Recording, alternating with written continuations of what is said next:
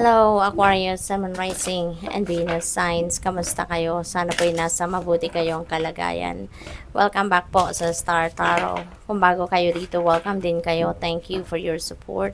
I truly appreciate it. God bless you all. Courage, Aquarius. Ito siguro yung kailangan ninyo sa ngayon. Gisingin, buhayin, no, sa dibdib ninyo yung inyong tapang, ang courage, ang inner strength ninyo. Kasi maaring merong sitwasyon dito na panghihinaan kayo ng loob, no? Or baka natatakot kayo, or baka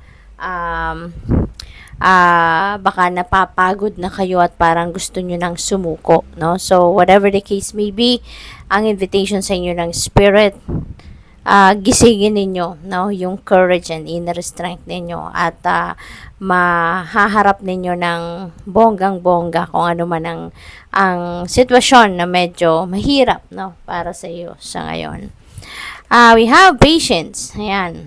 Aside from being courageous, kailangan din ninyo na mag-practice ng patience. Kailangan din ninyo maging patient, no?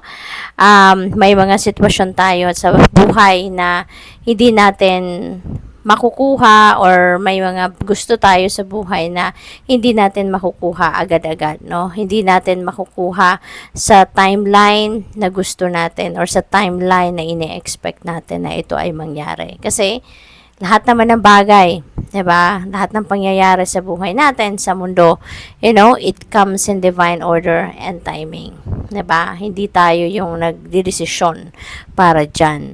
And so ngayon, siguro kailangan ninyo na magpasensya kasi baka kayo ay nababagot na, nabuburyo na, 'di ba? Napapagod na kakaantay, but be patient. 'Yun ang panawagan sa iyo, no? Kasi kung yun ay tama na sa panahon, no, when divine timing comes, 'di ba, it will happen. Okay? But now, ang kailangan ninyong gawin ngayon, mag-practice ng patience, magpasensya, matutong maghintay. Okay? We have love. Ayan, you will be oozing with love, which is good, 'di ba?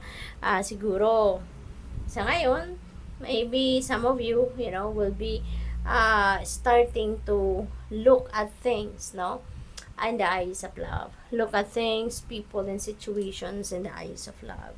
And maybe, no, you are going to realize din sa ngayon na kapag pinapairal natin yung pagmamahal, kapag tinitignan natin, kinoconsider natin ng mga bagay, sitwasyon, at kung ano-ano pa, na may pag-ibig, na may pagmamahal, good things comes, 'di ba? Magagandang bagay dumadating, magagandang pangyayari dumadating, nangyayari. Pwede rin ang iba sa inyo dito is going to be falling in love. Baka sa ngayon, kung single pa kayo, baka meron naman kayong love interest. Baka makikilala nyo na ngayon yung inyong pag-ibig, yung love of your life. Baka ngayon makikilala na yung inyong twin flame, yung inyong soulmate, yung eternal love ninyo, yung ganon, So, good luck sa'yo. We have protection. Ayan. So, parang guardians of the land, no? So, siguro meron ditong, yung parang laging may nakatingin sa'yo. Laging may nakabantay sa'yo. Siguro, nandiyan lagi yung guardian angel ninyo. 'Di ba? Laging nakatingin sa iyo. Laging kang pinoprotektahan. Yung mga spirit guides ninyo, pwedeng ganon. Yung mga loved ones ninyo na nag-pass on the other side, no? Lagi kayong ginagwardyahan, pinoproteksyonan, binabantayan, 'di ba? So you're so blessed. Tingnan natin ano pa mga mensahe para sa iyo.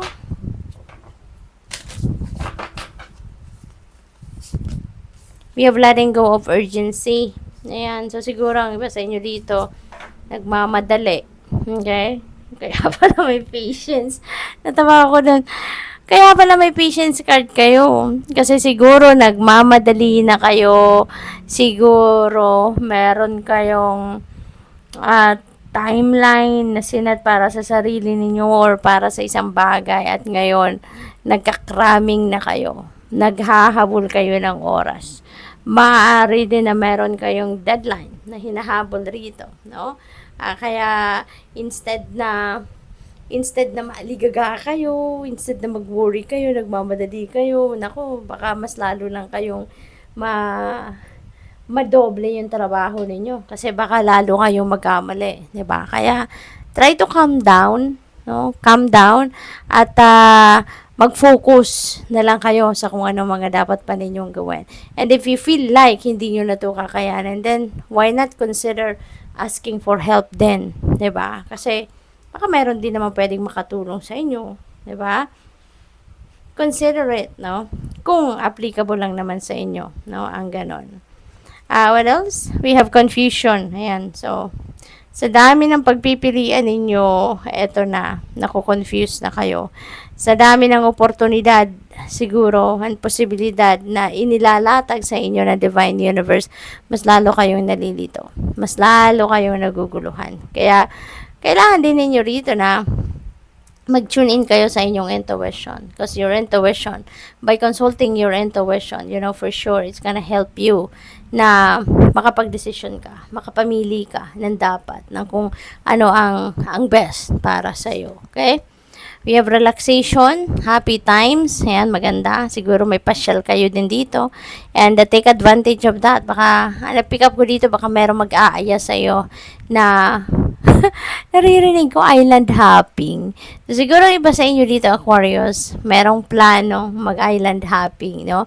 Baka magbi-beach na iba sa inyo, no? For kung saan man kayo pupunta, no? Kasi feeling ko dito merong mag-aaya sa inyo. Kaya, go for it, no? It's about time na para mag-enjoy ka, 'di ba? Para makapag-nilay-nilay ka somewhere, 'di ba? Makapag-relax, makapag-renew ng inyong sarili. So, go for it. At enjoy ninyo 'yan. Past life guides. Ayan. So, merong mga pay attention kayo sa inyong intuition. Pay attention din kayo sa mga signs, symbols, synchronicities na napipick up ninyo kasi maaring mensahe yan, no, from your past life guides, no, yung parang gusto nilang tumulong sa'yo. Meron sigurong specific na pangyayari kayo sa buhay ngayon na parang siguro kailangan nyo ng tulong, no, at yung past life guides ninyo are here, no, nagpaparamdam sa inyo. Gusto nila maging parte ng journey mo sa ngayon dahil gusto nilang tulungan kayo sa inyong sitwasyon. What else? Universal love is true love. So, love all. Ayan, tapos may love tayo. So, siguro talaga, Aquarius, maybe panahon ito ngayon para sa inyong love life, no? So, siguro, magbibigay kayo ng maraming panahon, oras ngayon sa inyong love life. Pwede rin na talagang you're going to project love sa ngayon in all things that you do, in all the decisions that you make. Siguro, lagi ninyo i-consider yung pagmamahal sa iba, pag-ibig, no? Yung ganon. What else? We have one spirit guide, one way. Ayan. So, mayroon past life guides, tapos yung spirit guide niyo, diba? Spirit guide niyo, tingin ko lagi din nakabantay sa inyo. No? Kaya you are so blessed, no? Parang ang veil between you and the spirit realm, parang napakanipis, no? Lagi ka nilang binabantayan, lagi ka nilang tinutulungan, lagi ka nilang sinusuportahan. So, good luck sa iyo. We have natural healing power. Ayan. Maaring ito yung ninyo, Aquarius, maaring ito yung ito yung purpose niyo. Ito yung mission niyo sa ngayon, ano?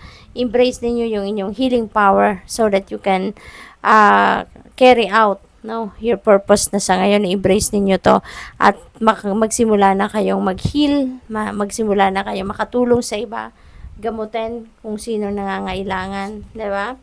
We have your path may be bumpy, but this will alter soon. Ayan. So, siguro sa ngayon, merong mga challenges, no? Tulad nito, confusion.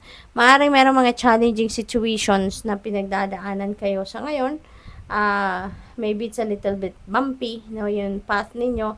But don't worry, no? Rest assured that things changes. No? Lahat ng bagay nagbabago, lahat ng sitwasyon nagbabago. Kaya huwag kayong mag-alala. Kasi magbabago at magbabago din ang inyong sitwasyon. Okay? Magbabago yan for the better. Kaya you have nothing to worry about. Okay? Thank you for watching. Love and light. Namaste.